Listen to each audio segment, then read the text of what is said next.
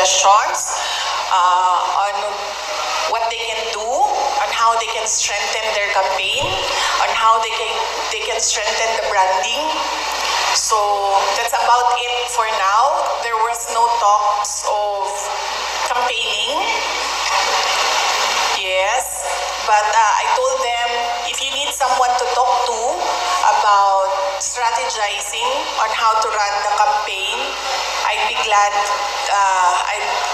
to help. I'd gladly help. And then for local, as of the moment, I am committed to Davao City only. But apparently, doon sa Davao City, sinasabihan nila ako, wag na lang daw ako sumali doon. I have my own problems. So, yun pa lang ang nabigyan ko ng commitment. Yung ibang mga local na mga candidates na mga kaibigan, wala ako pang nabigay ng commitment. But sa tingin ko naman, parang wala din sigurong magkaka-interest na hanapin ako or i-request ako dahil lahat ngayon natatap. Ang term na ginamit ng isang politiko, benga. Tagalog term niya, no? Grabe bumenga. I know it's an LGBT term, no? It's an LGBT term. Grabe bumenga yung administrasyon.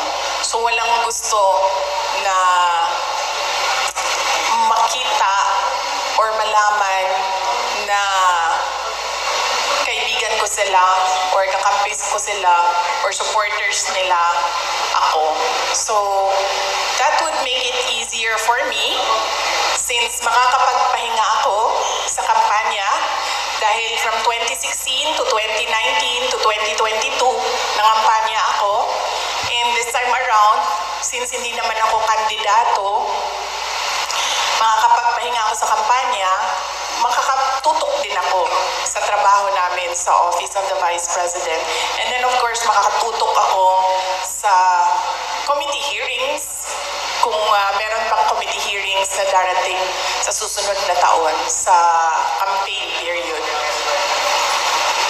Pwede pa, ma'am? Yes, sir.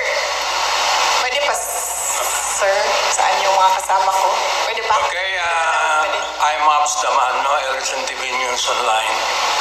Ang katanungan ko po sa inyo, ma'am, ay itong threat ay nangyari sa inyo. Seryoso ba ito o wala? Mga political... Serious ito, sir. Nakita mo si Marcos